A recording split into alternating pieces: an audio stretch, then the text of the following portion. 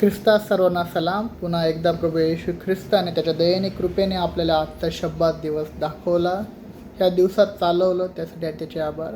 कारण की प्रियांनो, परमेश्वराचं वचन सांगतं की कित्येक असे लोक होते जे आजचं वचन ऐकण्यासाठी नाही आहे, ज्यांना ऐकायचं ते नाही आहे, ज्यांना बघायचं ते आज नाही आहे, पण तरी देखील देवाने तुम्हाला आणि मला त्याच्या हाताच्या फोडाप्रमाणे जपला आणि आजचा दिवस दाखवला.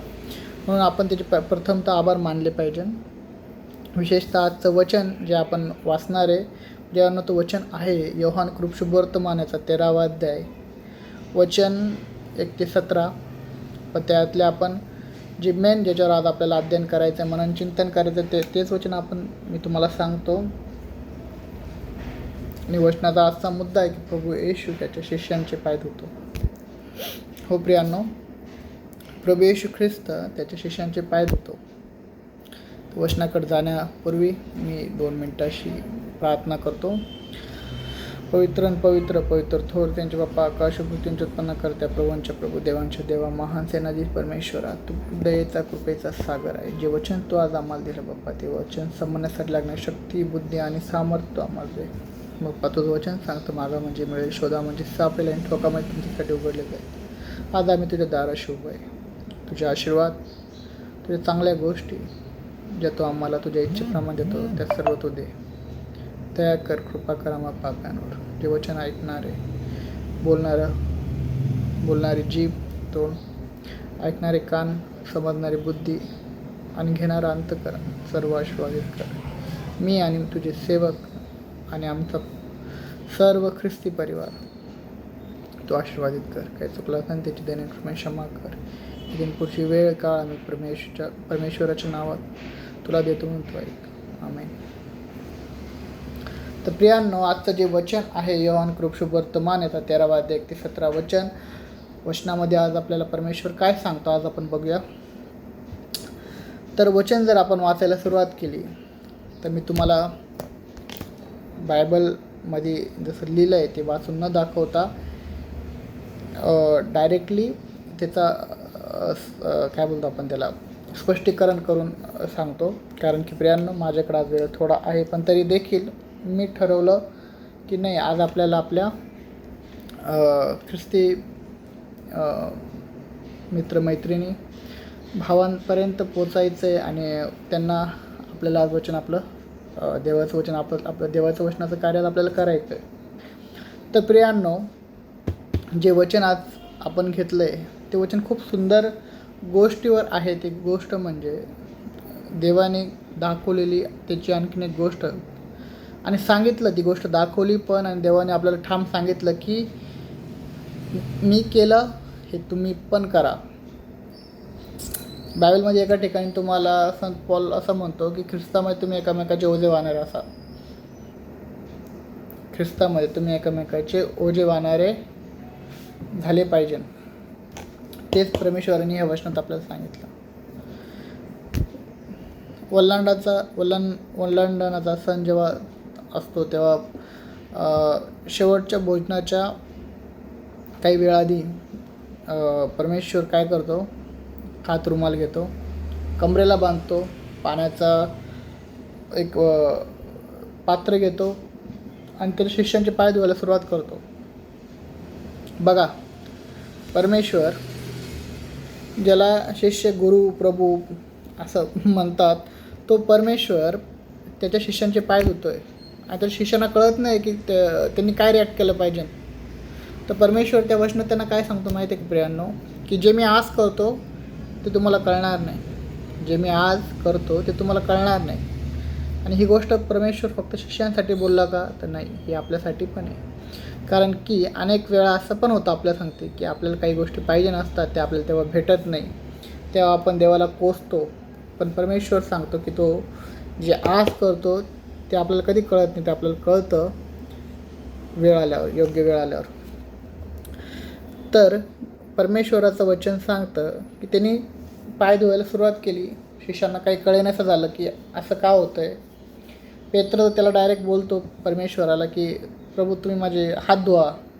तर परमेश्वर त्याला म्हणतो की नाही, जे मी करतो मला करू दे. आणि परमेश्वर ती गोष्ट कंटिन्यू करतो. इथं बघण्यासारखी गोष्ट अशी आहे की इथं त्याचे सर्व शिष्य होते. परमेश्वराला पकडून देणारा यहुदा इस्करियोत देखील तिथं होता, याची नोंद घ्या. परमेश्वराने भेदभाव न केला. परमेश्वराला सर्व गोष्टी माहीत होता. त्यांनी त्याच्या मरणाची भविष्यवाणी तीनदा केली होती. किती वेळा? तीनदा. आणि परमेश्वर तरी त्याची सर्वांचे पाय धुतो. त्याला माहीत आहे की पेत्र त्याला नाकारणार आहे, तरी परमेश्वर पेत्राचे देखील पाय धुतो.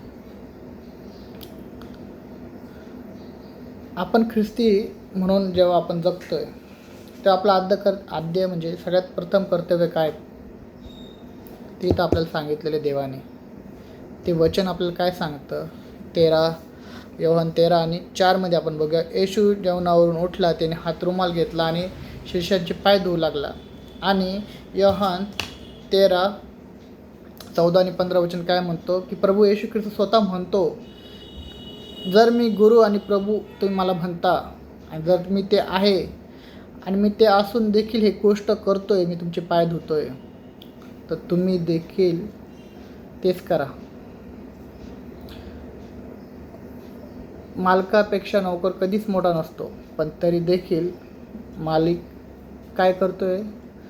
आज त्याच्या शिष्यांचे पाय धुतोय. मग त्याच्याने तो छोटा झाला का? नाही. तर परमेश्वराने आज आपल्याला ह्या वचनातून काय धडा दिला प्रियांनो? तर तुम्ही स्वतःला नम्र करा, कारण की बायबल सांगतो तो नम्र केला जाईल, तो देवाच्या राज्यात मोठा केला जाईल. स्वतःला जर तुम्ही नम्र करणार असाल तरच तुम्ही देवाच्या राज्यात मोठे होणार आहे. तुम्हाला जर ख्रिस्ती जीवन, सार्वकालिक जीवन प्राप्त करून घ्यायचं आहे तर स्वतःला नम्र करा, कारण परमेश्वराने त्याच्या पण आधी एका वचनात सांगितलं की स्वतःला बालकासारखे नम्र करा, म्हणजे स्वर्गाचे राज्य तुमचे किंवा बालकासारख्यांचे. जगिक जीवनात जगत असताना अनेक असे आपले मतभेद होता, त्या गोष्टी विसरून पुढं चाला. चर्चमध्ये होता, चर्चच्या बाहेर होता, जगिक जीवनात जगताना होता, शेजारच्यांशी भांडणं होतात. परमेश्वरांचं वचनच ते सांगितलं की तुम्ही जशी स्वतःवर प्रीती करता तशी शेजारच्यावर प्रीती करा. तो शेजारचा कोणीही असू शकतो, कोणीही, तुमचा सगळ्यात मोठा शत्रू देखील शेजारी असू शकतो. ख्रिस्ती जीवन जगत असताना आपल्याला आपल्याला शत्रू पाहिजे किंवा आपण कोणाला शत्रू मानलं पाहिजे ही गोष्ट झाली नाही पाहिजे, कारण देवाने आपल्याला प्रेम शिकवलं, दया शिकवली, आणि सगळ्यात आधी आपल्याला शिकवली नम्रता. कारण जर नम्रता तुमच्यात आहे तर ती गोष्ट दाखवते की तुमच्यात प्रेम पण आहे, तुमच्यात दया पण आहे. तुम्ही कोणत्याही परिस्थिती कोणावरही दया करण्यासाठी समर्थ पाहिजे ख्रिस्ती जीवनात जगत असताना. विशेषतः मला असं वाटतं परमेश्वर तेच सांगतो आपल्याला इथं की जर तो होता, देव होता, त्यांचा गुरु होता, आणि जर तो स्वतःला नम्र करू शकतो तर तुम्ही आणि मी का नाही करू शकत? तुम्ही आणि मी देवाची लेकरं नाही आहे. तुम्हाला आम्हावर देवाच्या वचनाचा भार नाही, तुम्हाला आम्हासाठी देवाचं वचन नाही. देवाचं वचन आपल्या पावलांसाठी प्रकाश आहे. त्या प्रकाशात आपण चालू शकत नाही, निश्चितच चालू शकतो. आणि देवाची इच्छा तीच आहे प्रियांनो की तुम्ही आणि मी त्याच्या वचनावर चालावं. त्याच्या वचनावर चालावं म्हणजे स्वतःला नम्र करावं. त्याच्या वचनावर चालावं म्हणजे दया करावी. त्याच्या वचनावर चालावं म्हणजे प्रेम करावं. हो बाप, ते प्रेम आपण केलं पाहिजे. प्रेम देवाने आपल्यावर केलं. देवाने जगावर एवढी प्रीती केली, त्याने आपला एकुलता एक पुत्र दिला, आणि आपलं रिटर्न देवाला देणं काय? तर आपल्यातली नम्रता किंवा आपल्यातल्या चांगुलपणाच्या गोष्टींना वाव देऊन, चांगल्या गोष्टी करून देवाला आपल्याला दाखवायचं की हो परमेश्वरा, आम्ही तुझ्या वचनावर चालतोय. कारण हे मी नाही सांगत, तर बायबल मला आणि तुम्हाला सांगतंय की वचन क्लिअर सांगतं की देव स्वतः म्हटला ना की जे मी केलं हे तुम्ही देखील करावं. अशी कोणाची इच्छा आहे? प्रभू परमेश्वराची इच्छा आहे, आणि त्याची इच्छा पूर्ण करायची की नाही करायची हे तुमच्या आणि माझ्या हातात आहे. तर आजचा शब्दात दिवस अनेक लोक चर्चला नाही जाऊ शकणार. मला हे जे मी व्हिडिओ बनवतो आहे याचं माझं सगळ्यात महत्त्वाचं मोटिव्ह असंच आहे की मी स्वतः पण, मला चर्चला कधी जाता येते, कधी नाही जाता येते. बहुतेकांना कामामुळं जाता येतं नाही येतं, पण एक देवाच्या गोष्टीसाठी छोटंसं योगदान म्हणून, कारण की देवाने जे केलं ते खूप मोठी गोष्ट आहे. आपण त्यासाठी काहीच करू शकत नाही, पण ॲटलिस्ट त्याच्या वचनाची सेवा तर करू शकतो ना. तुम्ही ऐकण्याची करा, मी सांगण्याची करा, तुम्ही वाचण्याची करा, मी वाचण्याची करा, अध्ययनाची करा. आणि जागतिक जीवनात जगत असताना आपण आपलं ख्रिस्त इतरांपर्यंत कशा प्रकारे घेऊन जाऊ शकतो, आपल्या चांगल्या गोष्टींद्वारे कसं त्यांना ख्रिस्ताची सुवार्ता सांगू शकतो, हे आपल्याला सर्वांना मिळून करायचं आहे. कारण संत पॉल म्हणतो की तुम्ही ख्रिस्तात एकामेकाची काय व्हा, ओझे व्हा, दुःख वाटा, प्रेम वाटा. तुम्ही एकामेकाचा भार प्रभू येशू ख्रिस्ताच्या नावात वाटून घ्या. परमेश्वराने तेच तर सांगितलं की स्वतःला नम्र करा. आज आपण बघतो अनेक ठिकाणी ख्रिस्ती मंडळीत क्रायसिस आहे, काहीतरी वादविवाद आहे. आपण लोकांना काय सांगू, ख्रिस्त आपलं कसं सांगू? आपण ढळढळीत पेत्रासारखं देवाला नाकारतोय, पण पेत्राला देवाने क्षमा केलं. त्याने त्याची क्षमा मागितली ना देवाने त्याला क्षमा केलं. पण देव तुम्हाला ना आम्हाला जर क्षमा करेल का, की जर आपल्याला इतकं माहीत असून जर आपण ती गोष्ट करत नाही? तुम्हाला माहीत आहे की ही गोष्ट चांगली आहे, ही केल्याने कोणाला तरी काही चांगलं होणार आहे, तरी तुम्ही ती गोष्ट करत नाही. बायबल सांगतं तुम्ही पाप करताय. ही गोष्ट तर देवाने आपल्याला सांगितली. आजचं वचन प्रियांनो, खूप सारं काही बोलण्यापेक्षा आजच्या जर वचनाकडं आपण त्याचं अध्ययन केलं, मनन चिंतन केलं, तर प्रियांनो ते वचन आपल्याला सांगतं की तुम्ही देवाच्या वचनाकडं कान द्या. देव सांगतो आपल्या वचनातून की मी जर प्रभू होतो, मी जर गुरु आहे, मी इतकं काही आहे तुम्ही मला म्हणतात, तो मी आहे.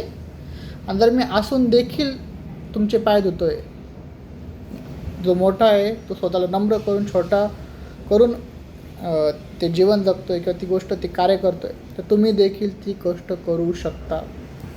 आणि तुम्ही देखील ते करण्याला सामर्थ्य आहात, कारण की तुमच्यात ते सामर्थ्य तुमच्या प्रभू येशू ख्रिस्ताने टाकलेलं आहे. तुम्ही देवाच्या नावात अनेक कार्य करणारे. आज मी तुम्हाला सांगतो, सगळ्यांच्या हे वचन ऐकताय, त्यांच्या जीवनात जे प्रॉब्लेम चालू आहे, परमेश्वराला सांगा. तो सामर्थ्य आहे त्याच्यात ते प्रॉब्लेम दूर करण्याचं. आज हे वचन ऐकून झाल्यानंतर जेव्हा तुम्ही इथून जाणार, व्हिडिओ बंद करून जाणार, तर पहिले बायबल हातात घ्या आणि योहान 13:1-17 वचन ते वाचून काढा आणि बघा देव तुम्हाला काय बोध करतो. मी सांगतो म्हणून नाही, तर देव तुमच्याशी काय बोलतो म्हणून तुम्ही ती गोष्ट वाचा, स्वतः अध्ययन करा. कारण की मी सांगतो ते परमेश्वराने मला सांगितलं, पण तुम्ही स्वतः ते वाचा. कारण की स्वतः वाचून स्वतः अनुभव घेणं ही खूप मौल्यवान गोष्ट आहे. परमेश्वर म्हणतो की माझा अनुभव घेऊन तर बघ मी किती चांगला आहे. तर आपल्याला त्याचा जर अनुभव घ्यायचा असेल तर आपल्याला परमेश्वराच्या वचनाकडे कान द्यावं लागेल. प्रियांनो, आजचा शब्दात दिवस परमेश्वराने आपल्याला दाखवला, त्याचे आभार माने. मला तुमच्यामध्ये हे वचन घेऊन येण्याची संधी दिली, देवाचे आभार मानतो. देवाने मला सुचवलं की आज मला काय बोलायचं आहे, म्हणून देवाच्या नावाला मान महिमा गौरव देवा. ख्रिस्ता तुम्हाला मी सलाम करतो. काळजी घ्या. देव गॉड ब्लेस यू आणि प्लीज वचन वाचा. आमेन.